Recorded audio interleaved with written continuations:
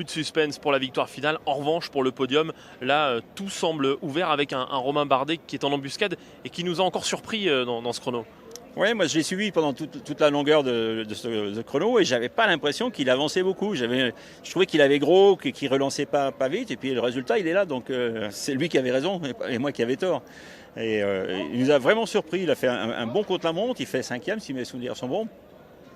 Pas très loin, il a perdu peut-être une minute. Donc ça veut dire qu'il a encore des capacités. Et il lui reste 2 jours. Ces 2 jours lui permettront peut-être à l'occasion d'aller chercher le podium.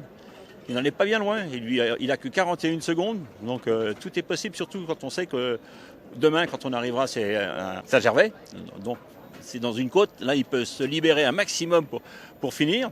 Et puis l'autre étape où on arrivera donc à Morzine, c'est le col de Jouplane, où il est quand même un bon descendeur, et pourquoi pas jouer sa carte là et puis aller chercher cette 3e place et ce podium. Il est en forme ascendante par rapport à des Mollema, des Yates, des Quintana qui perdent du temps depuis quelques jours.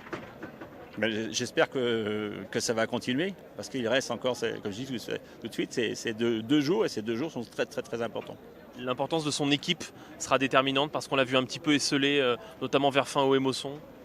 Oui, mais bon, il a devant lui un coureur qui s'appelle Froome, un Richie Porte, qui ont des équipes, donc il faut savoir profiter de ces gens-là, se mettre dans la roue et pourquoi pas en profiter. C'est pas parce qu'on a des équipiers qu'on va toujours mieux.